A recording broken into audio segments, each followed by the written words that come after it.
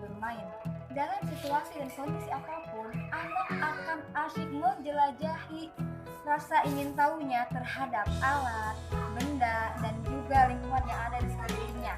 Nah, agar kegiatan mainnya itu bisa mengoptimalkan kecerdasan, nah maka seorang guru nih perlu banget memahami yang namanya perencanaan dan pembelajaran.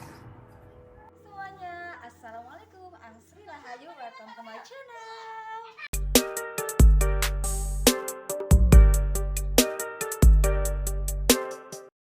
Guys, tadi aku sudah katakan ya tentang perencanaan dan pembelajaran. Nah, kita artikan dulu nih, apa sih arti perencanaan? Perencanaan itu adalah proses yang sistematis mengenai kegiatan-kegiatan yang dilakukan untuk mencapai tujuan tertentu. Nah, jadi guys, dalam perencanaan itu sudah pasti dong ada yang namanya tujuan yang akan dicapai. Misalkan mau membuat apa, bagaimana caranya, melalui apa, dan itu dilakukan dengan proses yang sistematis, yang terstruktur, yang rapi, dan tentunya dilakukan di masa yang akan datang. Jadi gitu guys, perencanaan itu kan bukan hanya untuk mengajar aja ya. Kalian juga nih, kalau misalkan mau healing, mau pergi kemana, mau pergi jalan-jalan, entah itu berapa hari, tentu dong harus ada yang namanya perencanaan.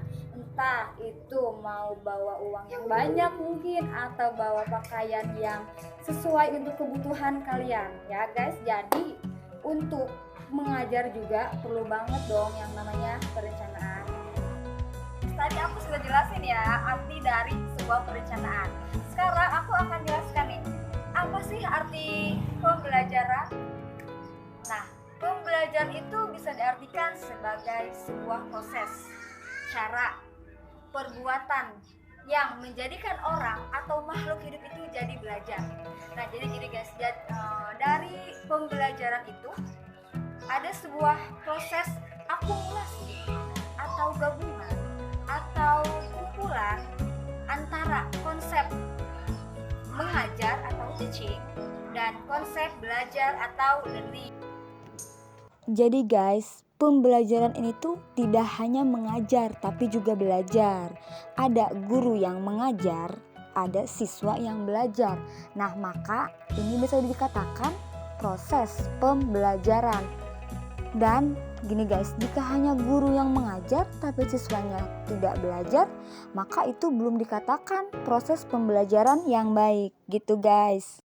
Guys, oke, tadi aku udah jelasin ya apa itu perencanaan, apa itu pembelajaran. Sekarang nih ada komponen-komponen yang penting banget nih yang perlu diingat oleh seorang pengajar. Oke guys, untuk komponen yang pertama ada tujuan pembelajaran. Nah, untuk tujuan pembelajaran ini tuh untuk menguji kompetensi pada peserta didik gitu guys. Komponen yang kedua adalah materi. Nah, tentu dong materi ini harus dipersiapkan sebelum mengajar. Nah, untuk komponen selanjutnya ada media pembelajaran. Nah, teman-teman bisa ngambil dari ada media visual, ada media audio, ada media audio visual, ada peta dan globe, dan ada gambar fotografi disesuaikan dengan materi yang akan diajarkan. Nah, komponen selanjutnya ada sumber belajar. Nah, sumber belajar teman-teman bisa mengambil dari buku, perpustakaan, internet, dan lain sebagainya. Yang terakhir ada evaluasi, dan ini penting banget guys buat kalian. Untuk apa? Untuk menentukan tujuan pembelajaran sudah tercapai atau belum. Nah, tadi aku sudah jelasin ya dari pengertian perencanaan, pembelajaran, bahkan komponen yang harus diingat. Nah, sekarang aku mau tanya nih guys, apa sih manfaat dari perencanaan dan sistem pembelajaran? Nah, manfaatnya itu adalah sebagai pedoman terhadap guru saat mengajar dan pedoman terhadap peserta didik dalam belajar di kelas.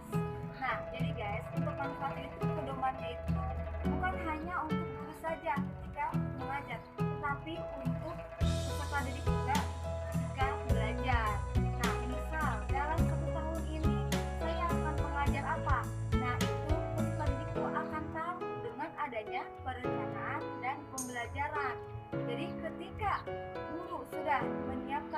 perencanaan dan pembelajaran itu tidak akan kelabakan. Jadi siswa itu belajarnya akan efektif.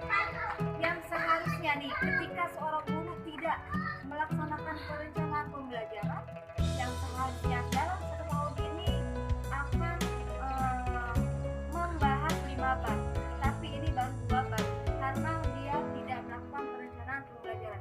Nah, itu tentunya akan membuat guru kelabakan, kebingungan, dan akhirnya berdampak buruk kepada siswa yang nantinya belajar itu tidak akan efektif. Dan yang terakhir nih guys, lalu apa sih manfaat mempelajari perencanaan pembelajaran bagi Anda? Silahkan dijawab sendiri. Mahasiswa, calon guru di sekolah dan madrasah, apa nih kira-kira manfaat bagi Anda mempelajari perencanaan pembelajaran? Silahkan difikirkan, silahkan direnungkan, dan jadikan ini sebagai motivasi untuk belajar perencanaan pembelajaran lebih dalam lagi.